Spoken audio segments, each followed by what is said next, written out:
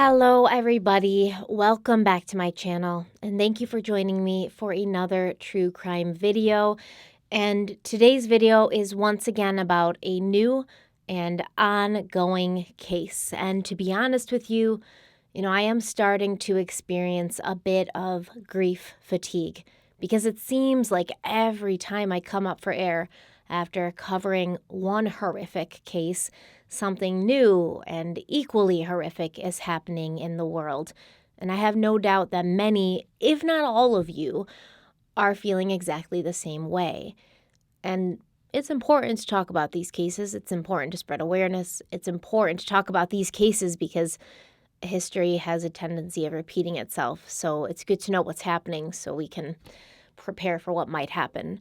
But I do think that for maybe my next few videos, something a little bit different, maybe a deep dive on a case that's been highly requested but is not as current, so we have a little break from this fresh sorrow that really does surround these newer cases, maybe a history video, something to just break this up, because for me to keep going, I do need a little break sometime. I like creating content for you guys. I like talking to you guys. I like hanging out with you guys. I like delivering stories to you guys, but sometimes I just need the stories to be a little less horrific.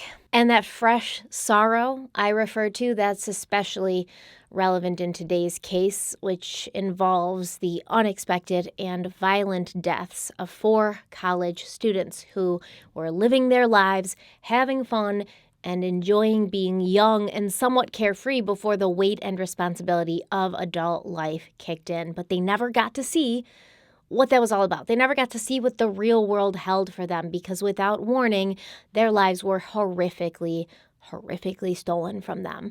And it's really hard to not put yourself in the shoes of the parents of these 4 University of Idaho students. It's hard to not imagine getting that phone call telling you that your child is gone, a phone call that you would have no way of preparing for, a realization you would have no way of even knowing where to begin figuring out how to cope with. And right before the holidays, too. Right before these kids were about to graduate and move on to new experience and new places, going out into the world to make their parents proud. It really, really, really sucks, and that's an understatement. And as with many newer cases, especially with this level of mystery, because there is a big mystery here, there are people speculating and there are rumors circulating, but we're going to stick to the facts, at least we're going to try to, and then we will embark into a healthy dose of speculation, simply also based on what we know.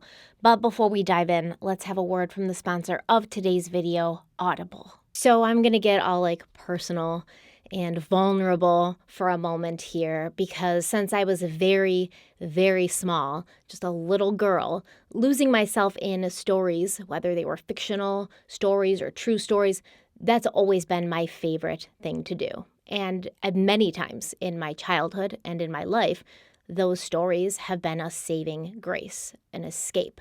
Now that I'm older and I have children of my own and a lot of responsibilities, there just isn't no time to curl up with a good book and read the day away. And that's why Audible is my #1 favorite app. I'm not even kidding. If you look at my phone, Audible is used more than probably any of my other apps. Audible is the leading provider of spoken word entertainment, all in one place. At Audible, you can find the largest selection of audiobooks ranging from bestsellers, new releases, to celebrity memoirs, languages, true crime, great true crime books, great true crime books on Audible, by the way. History, these are my 2 favorite topics or genres to stay in. Business, motivation, travel, mystery, historical fiction. Do I need to keep going? You get the point. You can literally find everything on Audible. With Audible, I can listen to all of my favorite audiobooks and all the audiobooks I want to listen to while I'm doing other things like cleaning the house or exercising or falling asleep at night because I cannot fall asleep in complete silence. I always put an audiobook on at night. Right now I'm listening to the book Ritz and Escoffier when I fall asleep at night, and it's basically just about the founder of Ritz-Carlton hotels and the executive chef that he had, this French chef, and it's such a really good story, really enjoyable. It includes all the favorite things that I like history and food. Really, that's it. And as an Audible member, I get to choose one title every month from the Audible catalog that I can listen to to, and then that becomes my audiobook for life. It stays in my library forever, whether I decide to continue on with Audible or not.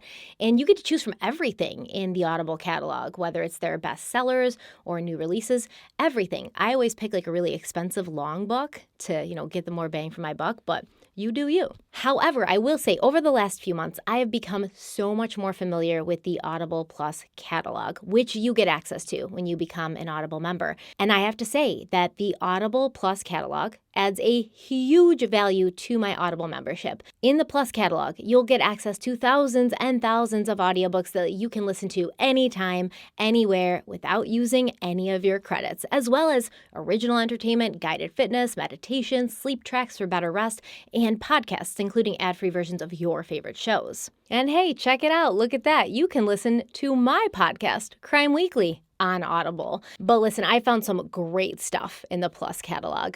Lately, I've been kind of like going through the audiobooks that I listen to at night, and then I'll find that like, oh, I already finished it, and like I've been listening to this audiobook for so long, I want to try a new one, but it's like midnight and I'm ready to go to sleep, and I don't want to like research like a new audiobook that I'm going to spend a credit on. So I just go through the audiobooks in the Plus catalog, which I can, listen to for free without using any of my credits.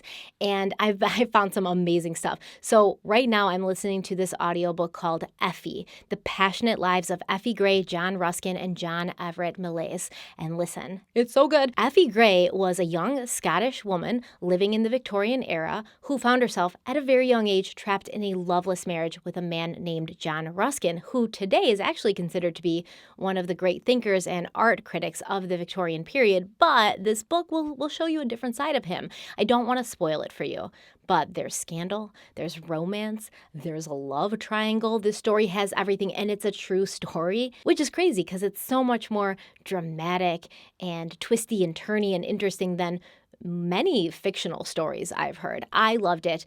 And like I said, I was able to get it for free with my Audible membership. The Audible app also has a lot of great features that make it one of the best and most streamless applications I've ever used. For instance, you can switch seamlessly between devices and pick up where you left off, whether you're on your phone or tablet, or you're listening on an Amazon Echo. You can share a book from your library with anyone, and if it's their first time accepting a book through the Send This Book feature, they can listen to it for free. You can control the speed of the narration, you can clip certain portions of the audiobook and make notes for your own purposes, which lets you go back and listen to that portion again. I do this all the time when I download an audiobook for a case I'm working on. It's so helpful. And with Audible, you can also get audiobook exchanges. So if you don't like the audiobook you chose, you can exchange it for another one. No questions asked. There's really no reason that you shouldn't be using Audible if you like learning or being entertained or, bettering yourself. So I invite you to let Audible help you discover new ways to laugh, to be inspired, and to be entertained.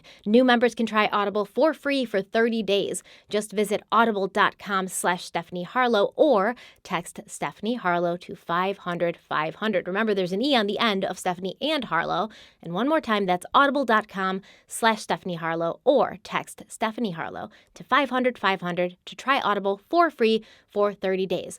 Audible.com/stephanieharlowe. Thank you so much to Audible for sponsoring today's video, and let's dive in. Moscow is a city in northern Idaho along the state border of Washington, and of its roughly 26,000 residents, about half are students who attend the University of Idaho. And the University of Idaho's campus sits on 1,600 acres of land at the southwest corner of the city's downtown area. Moscow is a college town, and like most college towns, life there revolves around the University of Idaho, with the college being the largest employer in the area, and the students obviously making up a big portion of the population, contributing to the economy in Moscow with their lattes and, going to bars and restaurants and things like that. Livability.com ranked Moscow as one of the best college towns in America, where many of the local businesses are actually owned by University of Idaho alumni who enjoyed living there so much they decided to stay after college. It's a place where the people are known to be friendly, it's easy easy to get around on foot or bike, so you don't need a car if you're a broke college student. And Moscow has ranked consistently in the top 25 safest cities in Idaho. According to cityrating.com, the violent crime rate there is 82% lower than the national average. And before this past month, Moscow police had not had to investigate a murder there in 7 years. Current and past students of the university have said that they feel safe walking around town even late at night and leaving their bikes unlocked on campus. Reddit user LolaMay26 said, quote, "Nobody really thinks to install cameras or lock doors in Moscow because up until now, nobody felt a real need to. I was so bad about locking my apartment there, as were most of my friends. It was more convenient to leave them unlocked so people could pop in to visit and didn't need to deal with fumbling for keys at 2 a.m. Didn't even dawn on me that anything bad could happen in Moscow. It always felt so safe." End quote. So for a place that just seems to be really awesome, safe, everybody's close, everybody's friendly, you can imagine how shocked the residents of this happy and peaceful college town were when in November of 2022, 4 University of Idaho students were stabbed to death in their off-campus rented home, and how terrified the community became when, in the days and weeks after this happened, the police had not identified a suspect or recovered a murder weapon. It left people wondering how something that horrible could happen in the first place, and then to know that no arrests had been made, this left a lot of people with the uncomfortable realization that a violent criminal was out walking free, possibly still walking amongst them. Let's start from the beginning because this really does feel unbelievable, like something from the horror movies, not something that actually happens in real life to real people, to innocent college kids. This is something that you would see in a horror movie, in a Halloween film.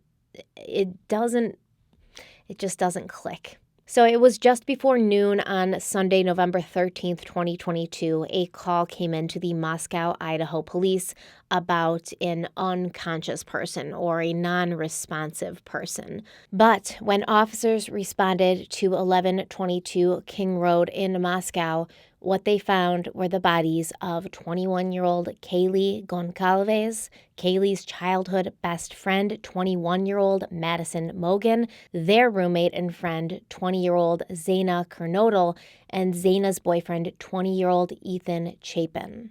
I need to tell you about who these 4 individuals were, although I'm sure what I know about them won't even do their true personalities justice. It won't even begin to scratch the surface of who they were and who they were to the people who loved them. But I have to try. Let's start with Kaylee Goncalves. She was a senior majoring in general studies in the College of Letters, Arts, and Social Sciences. She was a member of the Alpha Phi sorority. Kaylee was actually getting ready to graduate this coming winter, and according to her sister, Olivia, she already had a job lined up in Austin, Texas that started on January 1st, 2023. Kaylee was moving to Austin with another friend, Jordan Quesnel, and she had just purchased a 2016 Range Rover that she was planning to use for all sorts of fun trips and adventures, and I heard she was planning a trip to Europe as well. Kaylee was always down for a good time and a good adventure. Her sister Olivia said, quote, "She had everything going for her, absolutely everything. She had her job lined up, she had worked really hard for it, she just bought a new car, had trips planned." End quote. Olivia is just one of Kaylee's sisters because Kaylee was one of 5 siblings, but she also had one more sister in the form of her childhood best friend, Madison Mogan. Olivia Goncalves said, quote, "They did everything together. They fought like sisters. They loved like sisters. They shared clothes and fought over the clothes they shared like sisters." End quote. And reportedly, Madison, who'd basically grown up with Kaylee, she would often accompany the Goncalves family on vacations and cruises. So when Kaylee's mother found out that both girls had been murdered, she felt like she'd lost 2 daughters. Madison, or Maddie, was a senior at the University of Idaho, majoring in marketing. She was also a member of a sorority, but a different one, where Kaylee belonged to Alpha Phi, Maddie belonged to Pi Beta Phi. And listen, you are not going to ever find someone who knows less about Greek life than I do, so I hope that I get everything right and pronounce everything right and use the correct terminology because I know some people are very serious about it, but I am really completely in the dark. So Maddie, like her best friend Kaylee, was a real girl's girl. She loved country music and dancing, and she kept a pair of pink cowboy boots in the window of her bedroom. Maddie was planning to move to Boise, Idaho after graduation, where she would most likely continue her relationship with her boyfriend of a year, fellow University of Idaho student Jake Schreiger. While in college, Maddie served tables at a local restaurant along with her roommate and fellow sorority sister, Xana Kernodle, who was a junior at the university majoring in marketing. Xana was described as being very lighthearted, always positive, and always dancing. Her father, Jeff, said that his daughter was strong-willed, and she'd actually been enjoying living more independently at college. Jeff Kernodle said, quote, "She didn't really worry about the drama and stuff that much. She was never into that. She just liked having fun, never about materialistic things. She was all the time, always, with her friends," end quote. Now, allegedly, Jeff had actually spoken to his daughter around midnight, just within hours of her death, because as we will find out, the police believed that these 4 individuals were killed probably between 3 and 4 in the morning. And Jeff said that Xana seemed fine. Xana was in constant communication with her family, and nothing had seemed out of the ordinary that evening. Jeff also mentioned how Xana had changed and grown so much since being in college and since meeting her boyfriend, Ethan Chapin. Jeff said, quote, "Her and Ethan were together about a year, give or take, and she really, when I went up there, I saw her just a week before that, and she changed a lot. She had a life. She got to see what it was like to have a boyfriend you live with, and she really turned around. She was really responsible, helping him out with his studies and stuff. I was really impressed," end quote. Ethan Chapin was a freshman majoring in recreation, sports, and tourism management, but reportedly he enjoyed the social aspect of college more than anything, and according to his obituary, he simply tolerated the academic side of things. At the time of his death, he had just turned 20 years old, and he'd been dating Xana since the prior spring. He also came from a very close and tight-knit family, which makes sense considering that he was born a triplet. Ethan was the oldest sibling, coming into the world at 4:43 p.m., followed by his sister Maisie at 4:44, and finally the youngest triplet, Hunter, at 4:45 p.m. And all 3 were very athletic. Ethan played basketball in high school, and he played club soccer. He also loved golf, pickleball, surfing, basically anything that got him outside and active. And the cool thing is, as somebody who's also close with her siblings, Ethan didn't actually go to college alone. He went to the University of Idaho with Maisie and Hunter. So they were all going to the same university together. And all 3 siblings actually pledged sororities and fraternities. Ethan and Hunter were members of the Sigma Chi fraternity, and their sister Maisie joined Kappa Alpha Theta.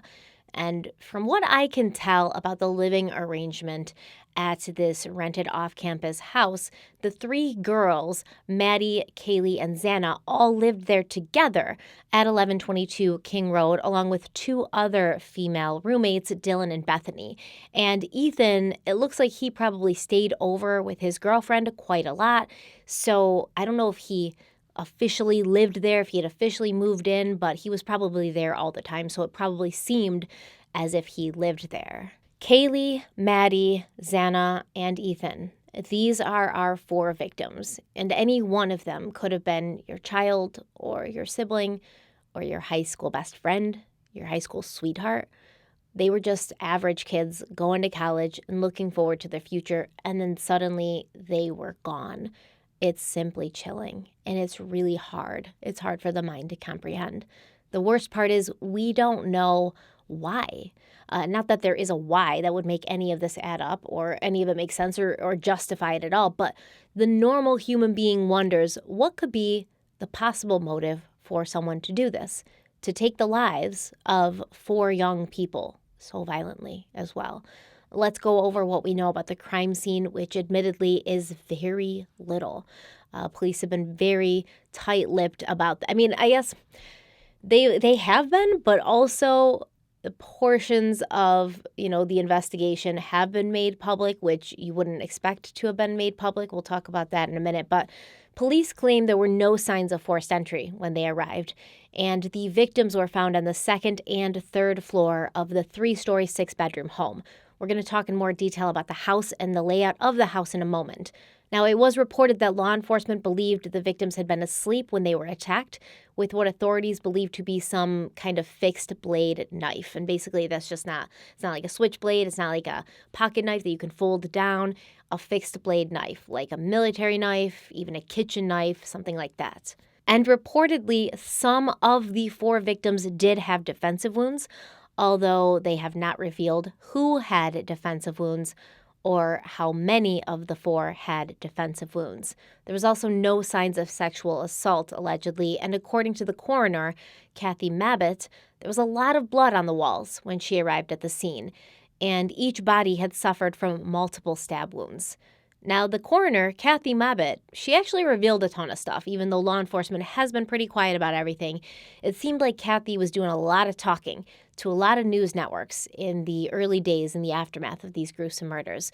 She said that the attack looked personal and that, quote, it has to be somebody that's pretty angry in order to stab 4 people to death, end quote.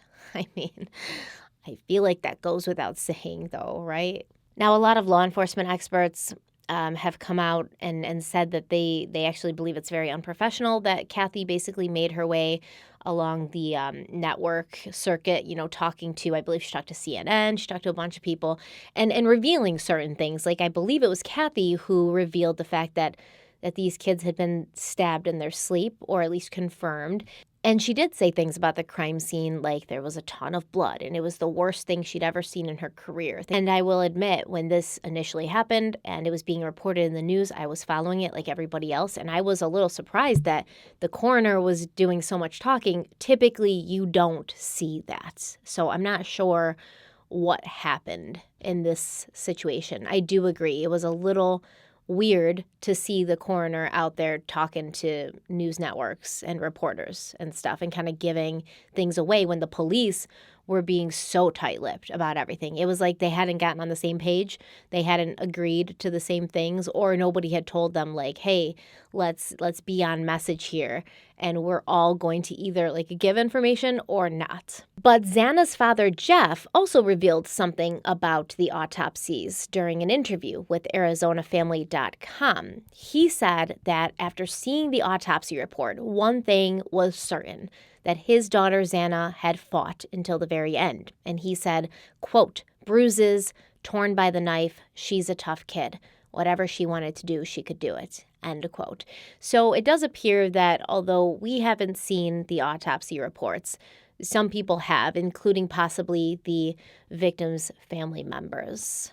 And then we have this picture that many media sources have speculated shows blood oozing down the side of the house at 1122 King Road in Moscow, Idaho. We also know that there were 2 other people in the house at the time of the murders who were left unharmed by the assailant or assailants. And it seems that one or both of these people, these roommates, called 911 after allegedly finding one of their roommates unresponsive.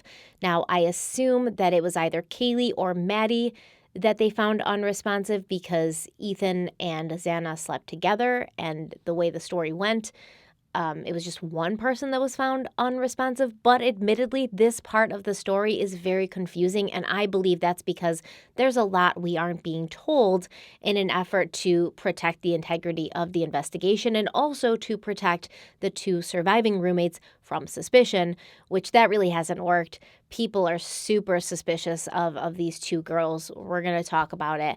But it looks like when these 2 surviving roommates, Dylan and Bethany, couldn't wake up Kaylee or Maddie, the 2 roommates called a friend or multiple friends over, and that's when 911 was called, because although no tape or transcript has been released in regards to the 911 call, it was confirmed that people were called over and several people were on the phone with the 911 operator and speaking to the 911 operator. Police also said that the 2 surviving roommates had been out on the town in Moscow separately from each other and separately from the rest of the roommates the day before, which was Saturday, November 12th, and they had arrived home at around 1 a.m. on Sunday, November 13th. So within a few hours of police responding to the King Road address, the University of Idaho had issued an alert warning students to steer clear of that area where the house was located and to shelter in place. About an hour and 90 minutes later, that shelter in place instruction was lifted, and then law enforcement announced that although they did not have a suspect in custody, based on information gathered during their preliminary investigation, they did not believe there was any ongoing threat to the community, a statement that I believe they would later regret. Authorities also claimed that they believed an edged weapon, such as a knife, had been used, but like I said, no weapon had been found. And when I'm recording this, which is Sunday, November 27th, we still do not have anybody in custody and no weapon has been found. By Wednesday, November 16th, Moscow Police Chief James Fry spoke during the department's first press conference for this case, and he once again said they had no suspect in custody, but this time he backpedaled a bit when it came to assessing the level of threat that the general public was under.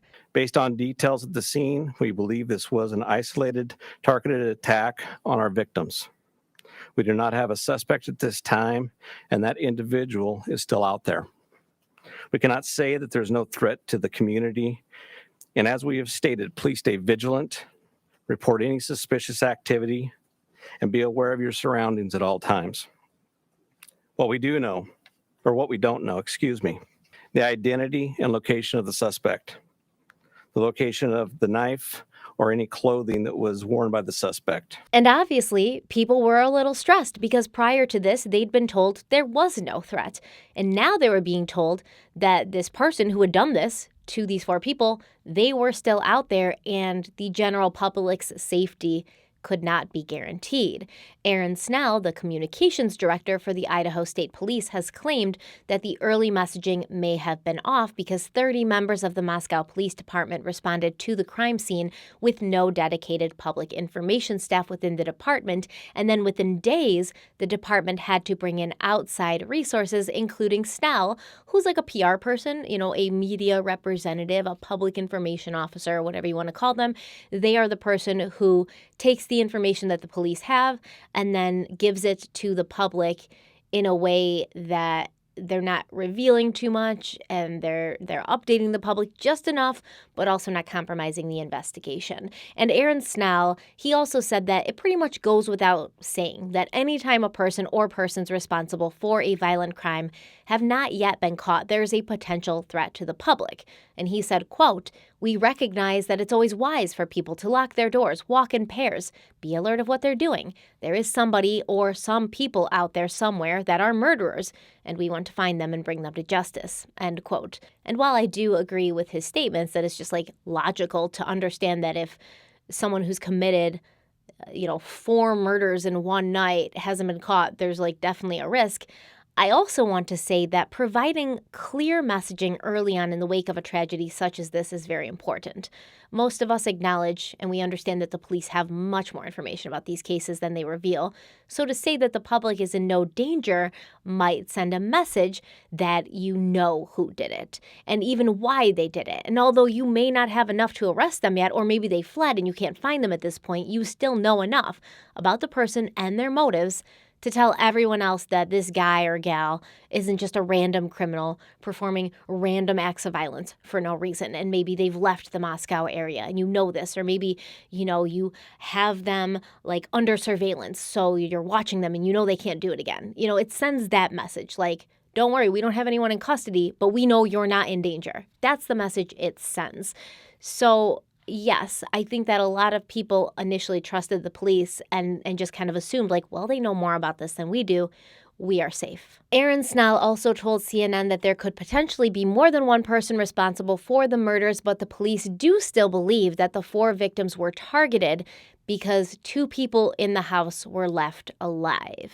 And we're going to talk about that. So pretty much as soon as this press conference revealed that the public might be in danger, students began to leave Moscow and go home early. So obviously Thanksgiving break and holiday break was coming up. And so students would have been leaving already, but I believe there was still a week of classes left. So a lot of kids just up and left. And, there was certain concessions made for them to finish the rest of their classes remotely, and classes were canceled. I think one teacher wrote online, I can't in good conscience hold class in person knowing that there could be people out there or a person out there who's hurting students.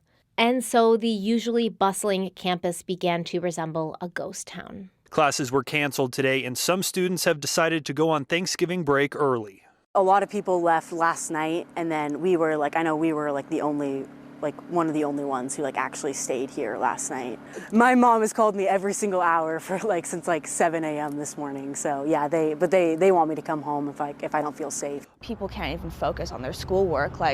My sisters and I, we've tried to do our homework, and it's not possible. Annalise says for her friends that are still here, she's just being supportive. Nothing will be the same. At least we're all here for each other and just remembering. By Thursday, November 17th, investigators had conducted 38 interviews with people who might have had information about the murders. They'd also emptied the contents of 3 dumpsters near the house and collected those contents to go through for evidence. And the public were asked to give police copies of their security or surveillance cameras so that detectives could hopefully piece together what Kaylee, Maddie, Zana, and Ethan were doing in the hours leading up to their deaths. And we do know a few things about the timeline of the evening of Saturday, November 12th. First of all, the 4 students appeared to have spent the majority of the evening separated in pairs. So Ethan and his girlfriend Zana had attended a party at the Sigma Chi frat house from 8 till 9 p.m. And according to the sources on this timeline, that frat house was located at 735 Nez Perce Drive. So I looked this address up on Google Maps, and it is, in fact, a fraternity house. It's actually pretty close to where Kaylee, Maddie, and Zana lived on King Road. And according to the University of Idaho's website, Nez Perce Drive is part of Greek Row. Now, according to the reports, Zana and Ethan were there between 8 p.m. and 9 p.m., but they didn't get back to the house at 1122 Kings Road until around 1:45 a.m. So where were they between 9 p.m. and, 1:45 a.m.? Another strange detail is that I found in an interview with Ethan's parents, they claimed that Ethan had spent most of the day on Saturday, November 12th with his siblings, the triplets. And that evening, they all attended a dance held by his sister Maisie's sorority. And Maisie was in the Kappa Alpha Theta sorority, which according to this Greek Row map is on Elm Street. But in the confirmed and reported timeline, there is no mention of a dance at Kappa Alpha Theta. So I did some digging, I did some searching. I looked at their website and I found out that the sorority does a lot of social activities, including sleepovers, game nights, and camping trips. And they also have a few formals throughout the year. They have the Betty's Ball, and then they have a formal in the spring following initiation of new members. So I went to their Facebook page and I saw that they had posted pictures from the 2022 formal. The signage behind them claims that this is the Betty's Ball, and this event took place on November 12th. So we are on the right track, but I couldn't find out the times for the dance, so I couldn't find out when it started, when it ended. Even when I went into past events on their Facebook page, it just doesn't look like they're updating because I believe the most current event was from last year. But if Zana and Ethan went from the party at Sigma Chi and then on to the formal dance at Kappa Alpha Theta, that timing would make more sense, right? But why isn't it in the timeline that we have then?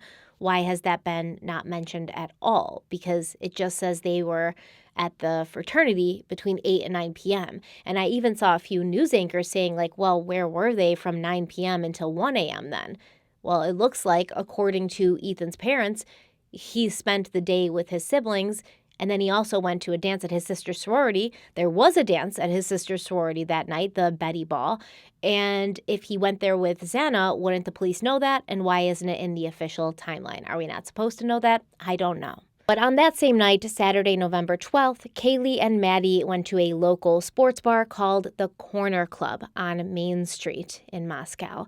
And they were there from 10 p.m. to 1:30 a.m. Now, the Corner Club is about a mile and a half away from their house, within walking distance, I would say, if you're not, drinking alcohol, because then you don't want to walk a mile and a half if you've been drinking.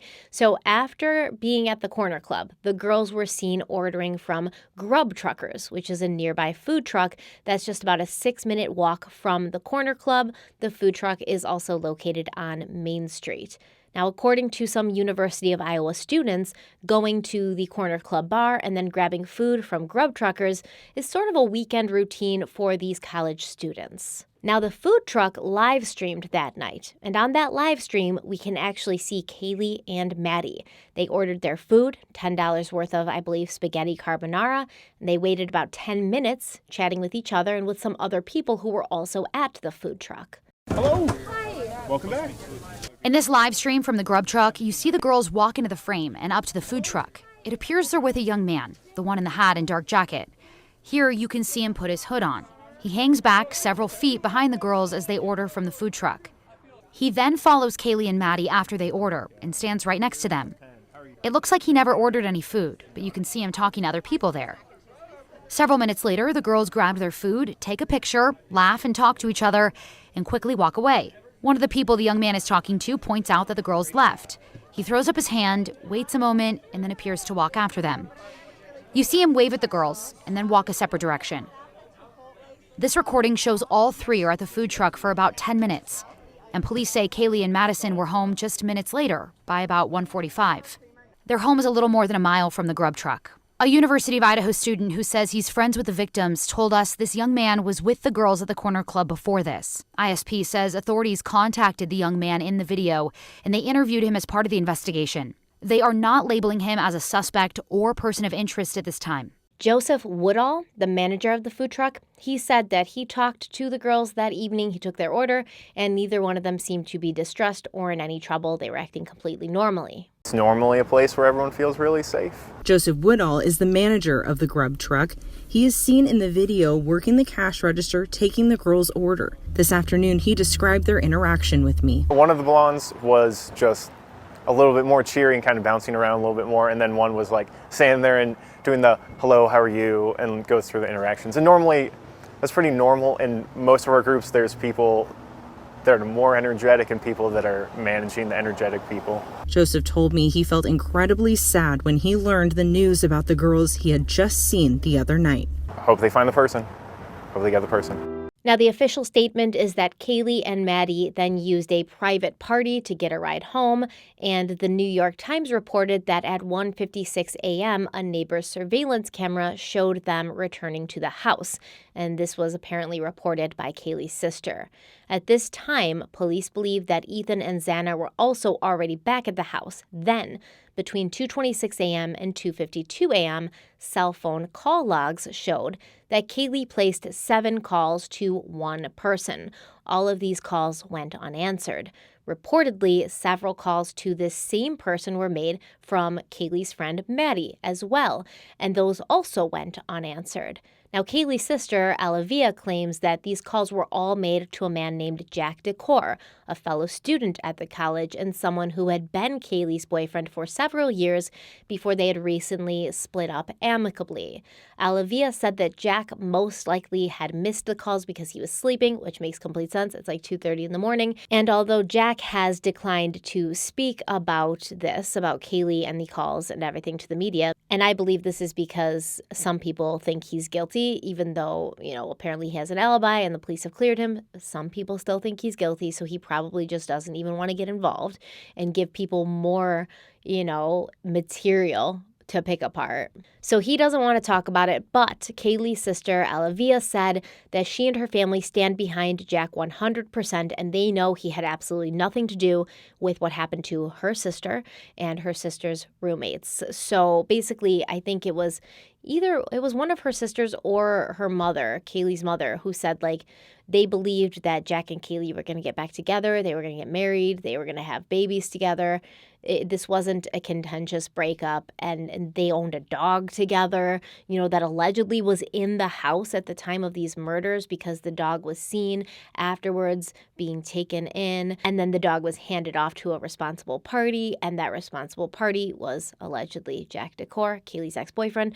But But basically they said, there was nothing nefarious happening here. There wasn't anger or resentment between the two, and they were probably going to end up getting back together. Kaylee's sister also said that it was very common for Kaylee to do this, call people repeatedly late at night until someone picked up, even if she was only calling to discuss a trivial matter or she had a dumb question. She would just keep calling and calling and calling until someone picked up. So that's pretty much all we know about the timeline of that night, Saturday, November 12th. And it's believed that at some point in the early morning hours of Sunday, November 13th, sometime after 3 a.m., these 4 people were stabbed to death. Although police do not have suspects, they have given information about who they do not think was involved, although they don't necessarily tell us why these people have been cleared or why they believe they're not involved. The police do not think that either of the 2 unharmed roommates were involved. They do not think that whoever Kaylee and Maddie got a ride from that night was involved. They do not think that the guy who was with them at the corner bar and who was seen on camera with them at the food truck is involved. They do not think that Kaylee's ex-boyfriend, Jack, is involved. They don't think that any of the other friends of the surviving roommates who were at the house on Sunday, November 13th, were involved. Now, the Daily Mail did print an interview with a man named Joe Vedat, who happened to have been at the Corner Club the same night that Kaylee and Maddie were there. And to be perfectly honest with you, because I have to be, this guy, Joe, he kind of sounds like a bit of a dick, but let's hear what he has to say anyways. Okay, so the Daily Mail said, quote, "New details have now emerged about Goncalves and Mogan's last night out from Joe Vedat, a local man who saw the 2 co-eds out on the town and in the hours before the attack. Police had previously said that the women were partying at the Corner Club bar the night before the attack.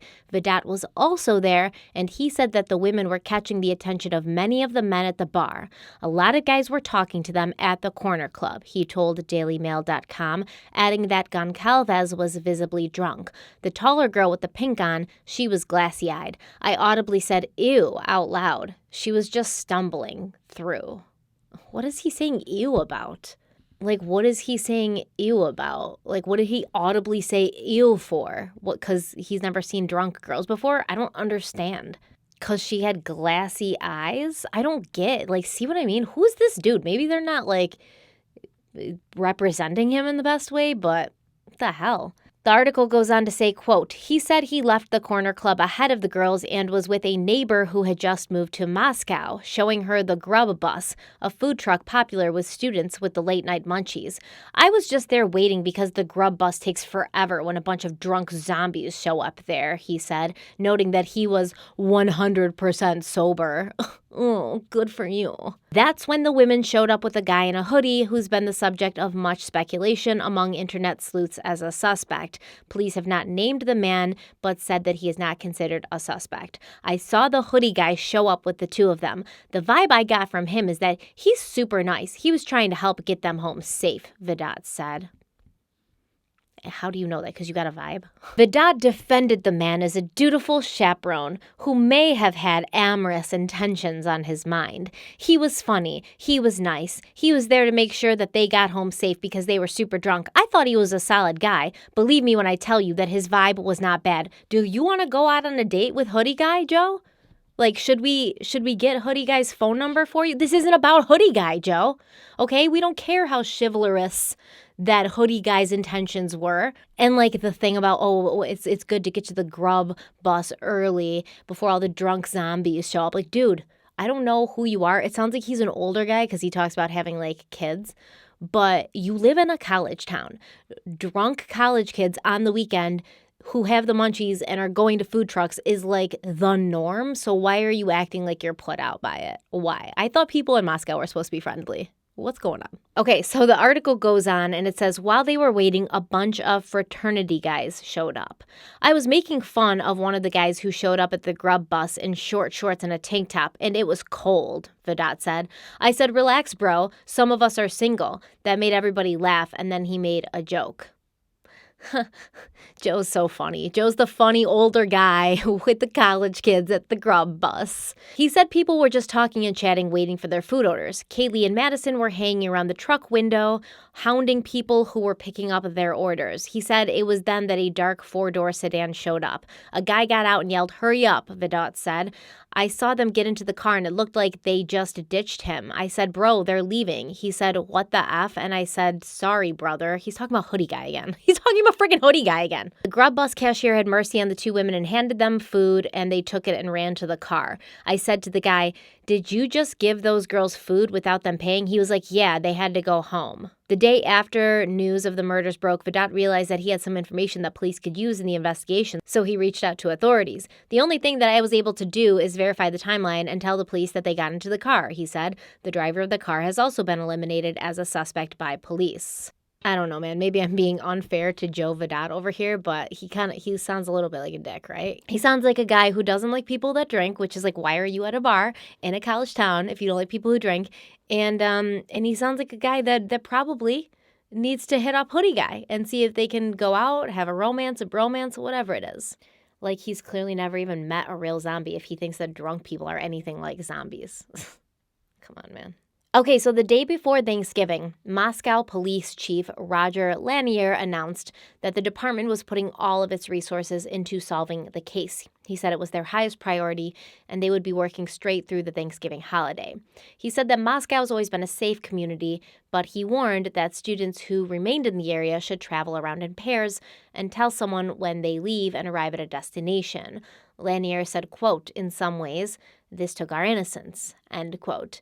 Idaho State Police Colonel Kedrick Willis announced that investigators had collected over 100 pieces of evidence, 4,000 photos had been taken and processed, and more than 1,000 tips had been received. They'd interviewed about 150 people and taken multiple 3D scans of the house, and he hoped that these statistics would show people that the case was very complex and they were doing the best they could, saying, quote, "We understand you want answers. We want answers too. Please remain patient as this investigation unfolds," end quote. So, let's go over this house located at 1122 King Road in Moscow, because I do think this house is very important, and if nothing else, it will help us understand some things a bit better and have a little more context. So there is a lot of suspicion aimed at the 2 surviving roommates, Bethany and Dylan, and of course, I understand why. People want to know how you could sleep through 4 people being brutally stabbed to death, like in the same house. It doesn't help with articles like this that say, "Moscow police stumped after surviving roommates sleep through violent knife attack." And these kinds of headlines, they really do just fuel the fire because they remove any shades of gray. I think as far as Dylan and Bethany hearing something, there's tons of shades of gray here that people really aren't being fair about or even acknowledging. So I was able to get a general idea of the layout of this house with help from the building schematics, which the Daily Mail published on November 23rd, and also a video from a YouTube channel called Johnny Law. And so this guy who runs this YouTube channel is a 25-year retired veteran crime scene reconstructionist, and he's also a sheriff's sergeant. Go check him out if you like stuff like that, which I do like stuff like that, and I find his content to be very good. Okay, so this is a 3-story, 6-bedroom, 2,295 square foot house. The way the house is set up is very confusing, personally for me, because it's situated on a corner lot and also on a hill. So the front of the house looks very different from the back. What you see in the front is not what you would see from the back. Basically, there's 2 bedrooms on each level, and the first level is below street level if you're looking at it from the back. So the first level is sort of like a basement. The second level is kind of street level for the most part. And then the third level has a wraparound porch. So this is floor 1. This is floor 2. 1 and 2. We're going to consider this 3. There's actually a drop down in here. It's a little step, but I'm going to break it down a little bit more for you. So that's the overall shot of the house. Now, the section of the house facing the street is the original home, and then the back portion with the wraparound porch, that was added later. As far as who slept in each bedroom, we aren't 100% sure, although it's been reported that the two unharmed roommates, Dylan and Bethany, they resided on the first floor. Ethan and Xana slept on the second floor in one bedroom, and then Maddie and Kaylee each had their own bedrooms on the third level. And this is actually very important. I'm going to read you the listing information for this home on Zillow. It says, quote, fabulous location right next to campus. This 6-bedroom, 2-bath, 3-story home has more living space than you'll know what to do with. Tiled entry, large newly updated living room with laminate flooring, and a great view. Big windows through the home and bright open rooms. Bedrooms offer plenty of privacy with a varied floor plan. Master bedroom has a balcony/deck. Large kitchen has a dishwasher and sliding door onto a back patio. Washer/dryer available. Large driveway with plenty of off-street parking. End quote. The listing gives some more information about the house, saying it was just a quick 17-minute walk from the University of Idaho campus, also very close to Greek Row, which we've acknowledged already, and it was fully renovated in 2018 and 2019. Now, from looking about online, I found out some other tidbits about this house, which we'll talk about in a minute. Okay, so there's technically 2 ways to enter this home. Through the front door, which faces the street, or through the sliding glass door at the back of the house on level 2, and that door enters into the kitchen, which is also on level 2. Now, if you entered the front door from the street, you would walk into the house and find yourself in a sort of like small landing area. And then to your left, there would be a short set of stairs, and you would walk up those stairs, and that would bring you to the first floor where there's a hallway, a bathroom, and 2 bedrooms. And for our purposes, we have bedroom 1A and 1B. Now, we believe that bedroom 1A belonged to Bethany, one of the surviving roommates, and bedroom 1B belonged to Dylan, the other surviving roommate. Now, going up to level 2, there's a living room, a kitchen, a bathroom, and 2 bedrooms, bedrooms 2A and 2B. 2B is where we believe that Ethan and Xana were sleeping, and 2A is believed to be vacant, although there has been some question about that online because people have found pictures of Dylan, one of the surviving roommates, in that room, and 2A does appear to be a slightly bigger room than 1B, so people wonder maybe if Dylan moved from 1B to 2A when that room became available, or maybe if she stayed on the first floor and the roommates just used that vacant room on the second floor to hang out in. And I think that's probably what happened, the latter, because moving all of your stuff would be so annoying and so much work, and maybe Dylan didn't want to leave Bethany by herself on the first floor since Xana and Ethan were on the second floor in the same bedroom, and also maybe Dylan and Bethany wanted to give Ethan and Xana some privacy because they were like a couple, you know, and maybe just have them have their own space. Now, 1B, which we believe was Dylan's room, is directly under 2B, the room where Ethan and Xana were reportedly stabbed to death in their sleep. So people do wonder how Dylan could have possibly slept through that and not heard what was going on. Also, where those red stains are seen on the outside of the house, that appears to be right below Xana and Ethan's room. So here on 2B, this area right here that you see is about the area where those stains are found along the wall.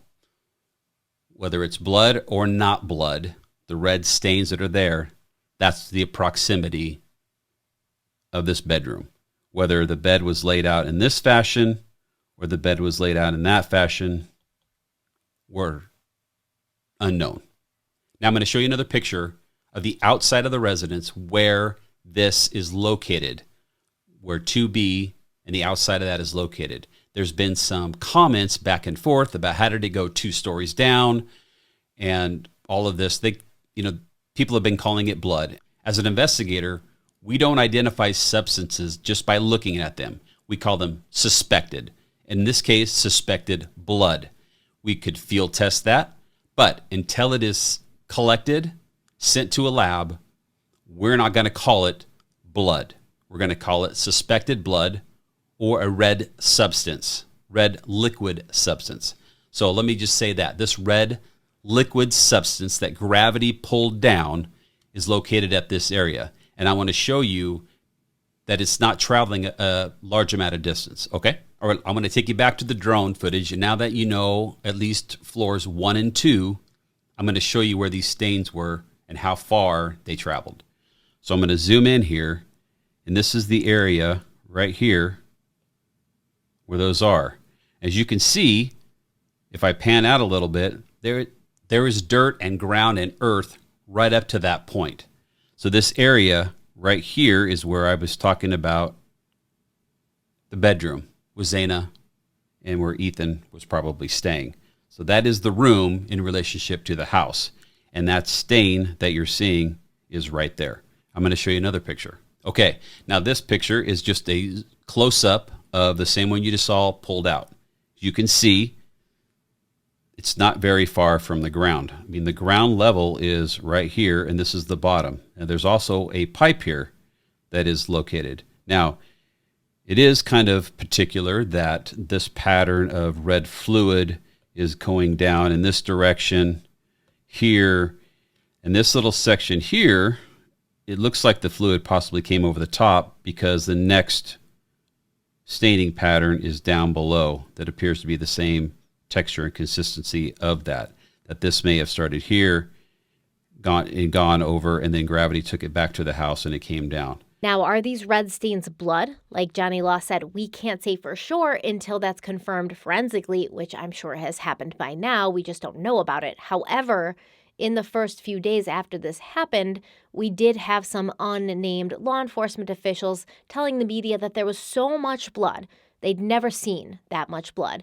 And the county coroner, Kathy, who was talking to everyone early on, basically confirmed this. There was a lot of blood. So it is very possible that this was blood coming from Ethan and Xana's room, which is terrifying, horrifying. And you have to wonder, how many times does somebody have to be stabbed for that much blood to be going through the bed, the floor? It's just terrible to think about. We've had it confirmed that each one of these people, each one of these victims was stabbed multiple times. We just don't know how many times. Moving on through this house brings you to the living room area and the kitchen. And that kitchen is where the sliding glass door opens out onto that patio. And the patio faces the back of the house, not the front or street side of the house. And the back of the house is on level 2, and it's also up on a hill, so it's sort of higher than most of the houses around it. And to be honest, there aren't really a lot of houses around it at the back of the house. Now, let's just say you've never been in this house before and you entered through the back and through that sliding glass door that goes into the kitchen. It's very likely that you would not even know the first level of that house existed. And that's going to be important when we talk about theories. Now, going up to the third level of the house, which is where Maddie and Kaylee had their rooms. Maddie's room is the one with the pink cowboy boots in the window. That's room 3A. And then Kaylee slept in 3B. I believe that's the master bedroom. And both Kaylee and Maddie's room appear to have had access to that wraparound porch. Kaylee's room had a sliding glass door, and Maddie's room had a normal door. So let's first address the huge question of why the surviving roommates, Dylan and Bethany, didn't hear anything. A lot of people are looking at these two girls with suspicion and anger, and I personally, this is just my opinion, I don't believe they had anything to do with the brutal and violent stabbing murder of 4 people who they knew and lived with, right? It's just like, think about it that way. These are young girls. I think they're freshmen or sophomore, and they've been living with these people, and why would they do this? People say it's weird that they didn't wake up during the murders. People say it's weird that they didn't call until noon the next day. Firstly, let me remind you, both these girls had been out the day before, Saturday, November 12th. They didn't get home until 1 a.m., so it's not really out of the question that they had potentially been drinking or doing something else, like smoking weed, for instance. And from experience, I can tell you that both of those substances will put you in a coma-like sleep. So if both Dylan and Bethany were on the first floor, they weren't even really that close to any of the victims location-wise. And accusing them of not hearing something is also assuming that there was something to hear. You could equally ask the question of why Maddie and Kaylee didn't wake up on the 3rd floor while Ethan and Xana were being attacked on the 2nd floor, a floor underneath them, right? We have Kaylee's room, which was right above Ethan and Xana's room. So why didn't she hear something? And if she had heard something, she could have gone out on the the balcony and escaped possibly. Maybe she did hear something and woke up and thought it was just like Ethan and Xana being loud in their room. And that could have been equally what happened to Dylan and Bethany. They may have heard something and been like, oh, it's just Ethan and Xana, maybe like having alone time and we should just go back to sleep and ignore it. But you can't ask why Dylan and Bethany didn't wake up and not ask why Kaylee and Maddie didn't wake up. Now, law enforcement and the county coroner have given us the impression that these students were killed in their sleep. So, in my opinion, there maybe wasn't a ton of noise. Maybe by the time they woke up and realized what was happening, it was too late and they lost too much blood. And there may have been more than one culprit. They could have been held down. Their mouths could have been covered. They could have been restrained. I don't want to get too deep into that because these are someone's children I'm talking about, but you get where I'm going. It doesn't appear that this was a loud attack because even neighbors didn't hear anything. And there were neighbors who said like that house was very loud, always had parties, music playing, etc. So I think that if there was neighbors out and about or even very close in neighboring houses, they would have heard something if there was this huge loud attack. Additionally, I read a comment on YouTube from someone going by the username CT, and they said, quote, "This house has been through multiple changes. Not only was the entire back half of the house added, the first floor area used to be a contained dwelling, according to someone who used to know an occupant 20 years ago. This means that the walls inside the house are a mix of load-bearing, exterior walls, and internal walls.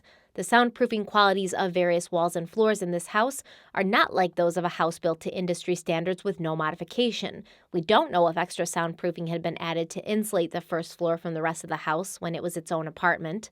But we do know that the walls between the north side of the second floor and the south side of it, plus the third, will be thicker external walls repurposed to be internal. You can see this in the internal photos where the step down into the kitchen area is. The wall there is much thicker than a standard internal wall, which makes sense because it used to be the back wall of the original house. All of this will impact how sound travels, and people thinking it's impossible not to hear anything are basing their opinion on their own experiences of living in a regular house with paper-thin walls. The survivors were separated from at least two of the victims by a comprehensive 3-story external brick wall with only one opening in it, from the living area to the kitchen and 2 floors, end quote. And I was reading on Reddit, a lot of people kind of came forward and they were like, we've been in this house, we've been in parties in this house. And they said that it's true. When you were on the first floor, you couldn't hear anything that was going on in the rest of the house, that there could be a loud party raging on the second and third floors, and you could be on the first floor and you wouldn't hear anything. Additionally, it does look as if both surviving roommates ended up getting matching tattoos after these murders featuring angel wings and the initials of their friends, MKXE. I mean, it just doesn't feel like something that sophomore college girls would do, brutally murder their friends and then get tattoos with their initials. I mean, it does sound like something that like college girls would do in like a movie, like a psychological thriller. But this isn't the movies. And I know stranger things have happened, but it just doesn't feel right to me. It's not clicking. What's the motive? What did they gain by doing this? 4 less people to pay the rent? It doesn't make any sense. Now, I will say that I did find their reported 911 call a little odd. As I've said, there was apparently a lot of blood. So how would the surviving roommates have missed that? When they went in to find their roommates in the morning and said that somebody was non-responsive or unconscious, how would they have missed all of the blood? And there's a couple reasons why. Maybe they peeked in on only one person, like Maddie or Kaylee, and the lights were off, and they were calling them and they weren't waking up, so they were afraid and called for help. Maybe the surviving roommates did see blood, but they weren't thinking that somebody had come in and brutally stabbed their roommates to death. So maybe the first place their brains went to was that these wounds were self-inflicted. Maybe they thought one of the roommates had taken her own life, and so they freaked out and called friends who then saw what really happened and then called 911. And in the frenzy, because apparently multiple people were speaking to the 911 operator, it was miscommunicated that initially the surviving roommates were concerned about their friend who was unresponsive. But once they saw the blood or realized it was more than that, they called 911. Or maybe they opened the door to one of the bedrooms and saw one of the victims on the floor and they freaked out. Or maybe they tried to open one of the bedroom doors, but the killer had locked the doors. So they knocked and knocked and knocked and no one answered, and they called and called and called, and they could hear Maddie or Kaylee's cell phone going off inside the room, but no one was answering. So they freaked out and thought that someone was unconscious inside or, hurt. And that's why they said someone was unresponsive. Maybe they called other friends over to see if they could pick the lock or get the door open. And when too much time had passed, they just called the police, which I can say would probably be a last resort for college kids. I was never in a sorority, but I did go to college. And I know what kind of stuff we had in our dorm rooms, in our off-campus apartments. If you got alcohol, weed, drugs, stuff like that in the house, as well as like underage kids, which we know that a few of them were under 21. I believe Dylan and Bethany are both under 21. Ethan was under 21. I think Xana was as well. You're not calling the police unless there's absolutely no other option. The press release concerning Dylan and Bethany said, quote, detectives believe that on November 12th, the two surviving roommates had also been out in the Moscow community separately, but returned home by 1 a.m. on November 13th. The two did not wake up until later that morning, end quote. And I mean, if you're a college kid and you've been out drinking the night before and then you go to bed, yeah, you're not going to be waking up at the crack of dawn. You're going to be waking up right around like 11, noon. It wasn't a class day. It was a Sunday. These are days for you to sleep in when you're a college kid. Michael Marciano, a research associate professor of forensic science at Syracuse University, told Newsweek that the police could have ruled Dylan and Bethany out as suspects in numerous different ways, including interviews, alibis, and possible DNA samples. Now, I want to talk about the theories because everyone out there is really focusing on the belief that this was targeted, that someone or more than one person had a problem with one or two of the four and then killed all four as a result. And basically, this was done by someone they knew. For instance, this former CIA agent, Tracy Walder, says this. Sure. And again, this is just a hypothesis that I have. Obviously, I have no inside information. There's a couple things that have sort of, concerned me about the case. The first one in that there was a dog that was found alive in the home, and some of the deceased did have defensive weapons. Those indicate to me that there had to have possibly been noise. And so what that tells me is that the perpetrator perhaps was able to subdue people because the perpetrator knew the folks within the home. In terms of not having a forced entry, I'm less concerned about that. Unfortunately, college kids, folks under the influence of alcohol may not lock up. So I really am thinking that this had to have been someone that potentially knew one of the victims. And my guess is that this attack was targeted probably towards one victim, not all of the victims, and that they happened to really just be there by happenstance. So really, my profile is that it's a younger male, probably stronger male. And this is somebody, knife attacks are typically personal attacks. So this is someone that knew the victims, and had issues perhaps with one or two of the victims. Are very interesting. Okay, so she says a few things. She says the perpetrator was perhaps able to subdue them because the perpetrator possibly knew them. She actually said knew the folks within the home. She just doesn't say knew the victims. She says knew the folks within the home. She also says that her guess is the attack was targeted at one victim and not all of the victims, and the other victims just happened to be there. She also says that knife attacks are typically personal, so this was someone who knew the victims and had issues with one or two of them. And I'm not saying this woman isn't smart. She's clearly smart. I'm not saying that the things she's saying aren't true. They are true, I think, in some circumstances. And I know that people are really on board with this theory that these kids were targeted by someone they knew. And the police have sort of also led us down that path. They could be absolutely correct. Right from the get, police said it was an isolated, targeted event. No one had to worry about it. Everyone was safe. The mayor of Moscow said it was a crime of passion and a one-off. On another note, can you imagine the mayor of a town your child lived in referring to their brutal murder as a one-off? I just can't. I can't. Now, according to The Independent, Kaylee Goncalvez's father, Steve, claims that he was told by law enforcement that there was one target. One of these four kids was the target. But even Kaylee's family says they aren't getting much information from law enforcement, with Steve saying, quote, "They're just so vague with everything they say, and then they like slowly peel it back later until you find the real story. It all started with a sharp-edged weapon. What's the use in telling the community that a sharp-edged weapon was used instead of just coming out and telling us it was a knife from the beginning? I don't understand the purpose of being so vague.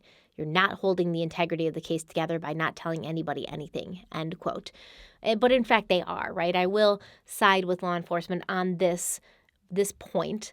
They are holding the integrity of the investigation and the case together by not telling anybody anything. Because if they ever get somebody in custody who, hasn't confessed to being a part of this, but if that person happens to mention something during their interrogation that nobody else knew, well, then you have guilt knowledge. You have something that you can point to this person and say, how would you know that if you hadn't been there? But if you got people willy-nilly just exposing information like, Kathy, the coroner, and, kind of some law enforcement officials early on, and even some family members of the victims who have revealed certain things here and there, it's going to be really hard to say like, oh, that wasn't made public or nobody knew that. So basically, the way it seems everybody's laying this out is the theory is somebody who knew these people did this. So that would be a young kid, a young college kid, another young college student who had an axe to grind with one or more of the victims.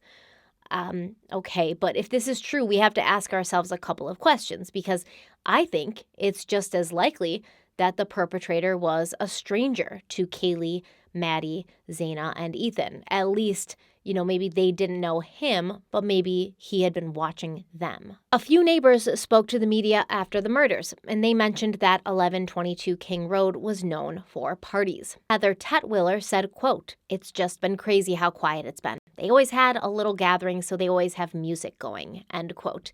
And Jeremy Reagan, a third-year law student who lived right next door, said, quote, "There were parties that were kind of loud. As I would take my dog in and out to go to the bathroom, I would just be walking by, I would look up, and I would see people in the windows almost every night, probably 4 or 5 nights a week.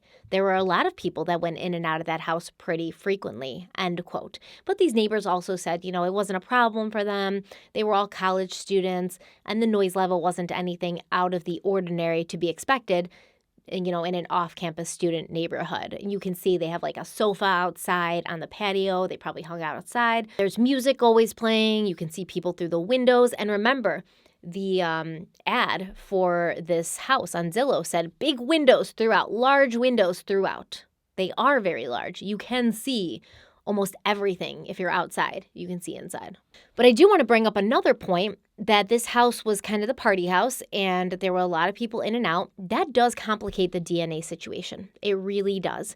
And it also widens the list of potential suspects, right? Because at a house party in a college neighborhood, there's basically an open door policy. It's not like you have an invitation or there's a doorman like checking your name off a list. People just walk in and out. Maybe they're friends, maybe they're acquaintances, maybe they're strangers, and no one questions their presence there because you just assume that this person you don't know is a friend of somebody else who's at the party and you just haven't met them yet. They're a new friend. It's a potential new friend, and it's a party after all. Just relax. Don't question like, who is the stranger walking around my house? When you're that young and you're having fun and you're in a safe place, or what you think is a safe place, no one is really thinking that some stranger off the street might walk in and get a lay of the land during one of these parties, or become familiar with where things are located in the house, where bedrooms are, who sleeps in what bedrooms, etc.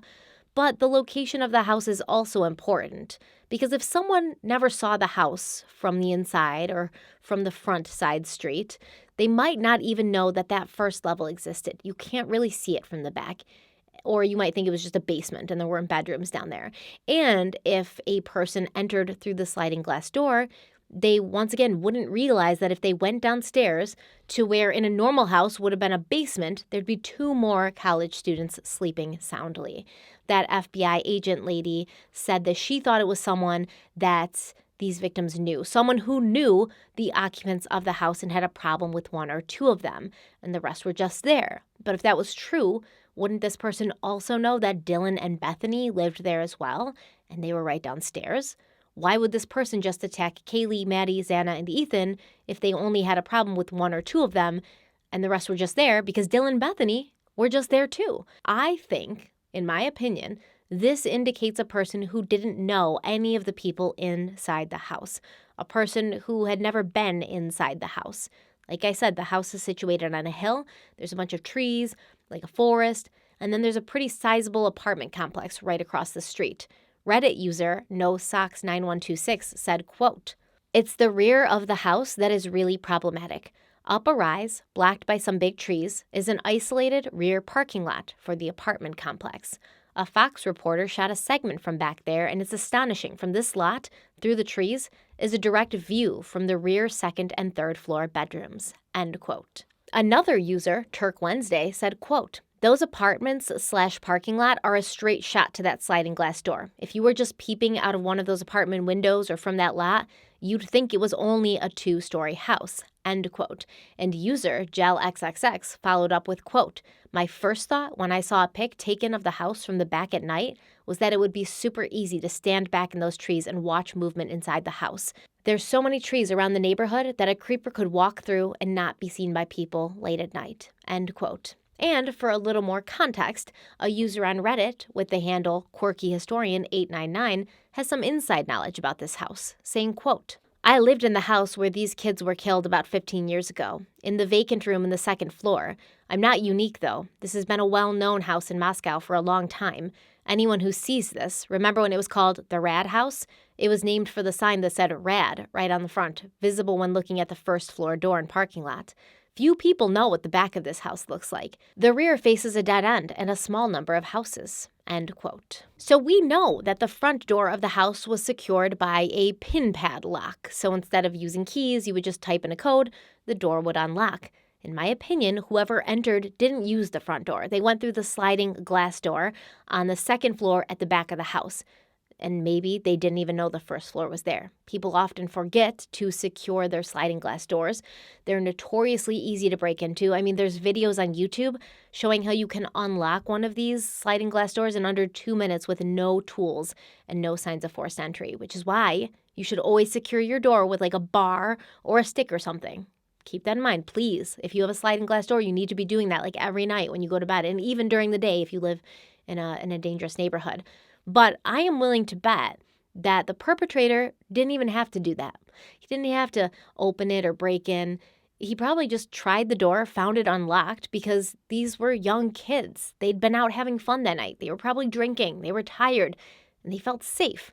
As that person I quoted earlier in this video, remember? She said she never locked her doors when she lived in Moscow because it was a safe place and friends might pop by, and you don't want to fumble with your keys at 2 a.m. So I truly hope that the police have talked to the residents of that large apartment complex, because there are some who believe the killer could be amongst them, that he could have been watching through the windows from the back of the house. All 4 of these students had public Instagram accounts. They were pretty active as far as parties, having friends over, so they may have drawn attention to themselves. There was some talk about Kaylee having a stalker. Apparently, while the police were doing interviews, some people said that Kaylee had mentioned having a stalker or being worried about someone watching her or following her. Now, the police have said that they were unable to verify that information, but they've also said that they've received hundreds of pieces of information about Kaylee being stalked. So, I mean, isn't that like verification, when you have more than one person saying the same thing? But anyways, I will say that, a lot of people want to believe that this was a targeted attack, that it was somebody these kids knew.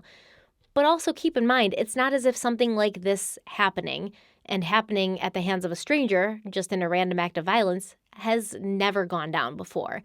And now there is some talk about exploring a possible connection between what happened in Moscow to these University of Idaho students and 2 other unsolved stabbings in the Pacific Northwest that have eerie similarities.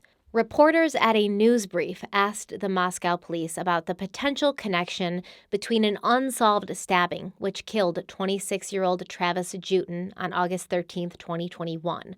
Travis's wife was also attacked, and she ended up surviving after sustaining 19 stab wounds. But the officials believe that this attack took place around 3 a.m. in the middle of the night while Travis and his wife were sleeping and in their beds, almost very similar to what happened in Moscow.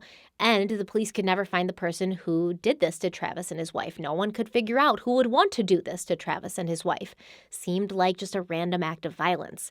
And the year before that, on June 14th, 2020, 71-year-old Sandra Ladd was found dead in her home, believed to have been stabbed to death in the late hours of the night of June 13th, 2020, while she was asleep in her bed.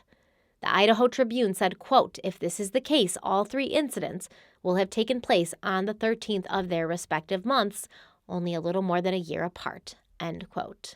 Sandra Ladd's attacker was never found, but the police said there was no threat to the public in her case as well. Travis Jewton and his wife Jamie Lynn were attacked in their home by a masked man with a knife, and Jamie Lynn said that around 3 a.m. they were awoken from their sleep by someone attacking them and stabbing them with a knife. So how is it possible with these 3 cases there's a different someone in each case who knew their respective victim had enough of a problem with them to stab them to death in their beds, and in each case law enforcement's been unable to find that person who allegedly knows the victims and has a motive to do this? Wouldn't someone like that be easier to find than just a random stranger who's just choosing their victims randomly or choosing victims of convenience? Maybe their doors are unlocked, maybe they just happen to be in this area. And if this theory is true that these cases are connected, the Pacific Northwest area may have a serial killer of sorts on their hands, and it's understandable why the police want to reassure everyone that in each case it was just a one-off or a targeted attack. So the rest of the public who has not given these maniacs who stab people to death in their own beds a reason to be upset with us should have nothing to worry about, right? We haven't made anybody mad. We haven't, crossed anybody. We don't need to be worried about somebody coming into our homes and coming into our bedrooms and killing us in our sleep. We didn't do anything wrong. Sandra's attack and the attack on Travis and his wife happened within 70 miles of each other, and these locations are roughly a 5-hour drive to Moscow, Idaho. And recently, Myra Jewton, Travis's mother, she came out and said that she's now been given hope that her son's case could be solved, saying, quote, "I want answers for all 5 of them. If law enforcement can work together and solve both cases, that would be the best Christmas present ever," end quote. I personally think it's easier for people to swallow that something like this could happen because these 4 kids had done something wrong, or at least whoever killed them perceived they'd done something wrong, because that makes us all feel more safe. If it was targeted and not random, we haven't done anything to piss anyone off, so there's no reason we should be afraid of being stabbed in our sleep. But if it is random, then we're going to feel, rightly so, that no one is safe. We can't hide behind our good behavior and expect for that to keep us safe. And I couldn't help but think of Ted Bundy's attack on the sorority house in Florida. Remember when he escaped from prison and how there were other women in that sorority house and they slept through that attack, and he just randomly picked that house and went in there. You know, it's not as if anybody there had done harm to him or pissed him off. It's crazy. But I also will say, if it was a stranger, if it was somebody who was just watching them, if it was somebody who was stalking one of them, you would expect it also to possibly be sexually motivated. And, reportedly, there are no signs of sexual assault. So what is the motive? Is this somebody that just likes killing people? What was the motive with Travis Jewton and his wife? What was the motive with Sandy Ladd, who was in her 70s? What's the motive? And none of these people really have anything in common, at least that we know of. Although I will say the date that they're saying this happened on, the 13th of their respective months, that's kind of creepy. And also, this might piss some people off, but I'm not even canceling out the possibility that these murders could have had something to do with the Greek life. All the victims were members of a sorority or a fraternity. Ethan and Zana had just spent the evening reportedly at both a fraternity and a sorority. So there's always that angle, and something that guy Joe said when he was talking to the Daily Mail about the girls being at the food truck. He said some fraternity guys showed up and he was making fun of them for wearing short shorts. So, it's not like a crazy idea that could have a connection, that could be connected in some way. To be honest, it really could be anything. But I think we should open ourselves up to the idea that this could have been a stranger who was watching them through their windows at the back of the house and just took the opportunity to go in. I don't see the motive for a stranger to do this, but I also don't see the motive for somebody who knew them to do this. Because you'd think that somebody who knew them would have to be another young person, like another college student, even to know one or more of them. And what the heck? What the heck could they have done to anyone that would have led to this? What could they have done? That's what I just can't understand. And if it was only one or, 2 of them, that it pissed somebody off, why kill all 4? And if you're going to kill all 4, why not kill the 2 girls on the first floor? The fact that they remained unharmed makes me think it was somebody who didn't know they were there because they didn't know the occupants personally because they'd never been inside the house. Maybe law enforcement has something very concrete to indicate that this was a targeted attack. And recently, Moscow Police Chief Roger Lanier said, quote, "We told the public very clearly from the beginning that we believe it was a targeted attack. To be honest, if you're going to have to trust us on that at this point because we're not going to release why we think that," end quote. And that's fine. They might have something that they want to use as guilt knowledge. I understand. But in my opinion, for them to state this so confidently, they have to have some idea of who did this and why, right? To say this was targeted, you'd need to have some inclination of who was responsible and what their motive was. Unless the person left a note saying, "I'm not going to tell you who I am or why I did this, but, I did this because I targeted Ethan, or I did this because I targeted Kaylee." And I mean, even then, you can't really believe what the killer is saying because it's the killer. They might be just trying to throw you off the scent, right? I don't know. I don't know what evidence they could have found that made them so confident this was a targeted attack, but not confident enough to make an arrest. As of the day I'm recording this, no one has been arrested. No suspect has been identified. The murder weapon has not been recovered. And we have 4 kids who won't be coming home to their families for Christmas. So let me know what you think about this case in the comment section. I will be looking there. I'll be in there chatting with you. Personally, I am going to wrap this video up now and go hug my children and have Sunday dinner with them and just be happy to all be together, and then probably, fashion some sort of prison for them in my house so that they never leave and nothing like this can happen to them. At this point, I just feel like putting all my loved ones in a bubble so I can watch them and keep them safe all the time. My heart, my thoughts are with the family members of Ethan, Zaina, Kaylee, and Maddie. I know that this is going to be the hardest holiday season they ever have to live through. I know they're never going to get over this. I know this will never be okay. That even if they figure out who did this and why, it doesn't really matter. You think it will in the moment because you have to keep going and you have to have a goal and something to achieve so that you don't stand still too long and think too much. But even when justice is served, if it ever is, you're still without this person that you loved so much. I really feel badly for Ethan's siblings and Kaylee's siblings. I believe Zaina had a sister as well. I think Maddie was an only child, but as somebody who's very close to my brother and my sister, I can't imagine feeling this way, having this loss, not having them with me to call if I need them. I just can't imagine. And it's heartbreaking. And so my thoughts, my love, any hopes for peace that I have go out to them now. And I know the rest of you also will be feeling the same way. Thank you guys so much for being here. Stay kind, stay safe, stay beautiful. And I will see you very, very soon. Bye.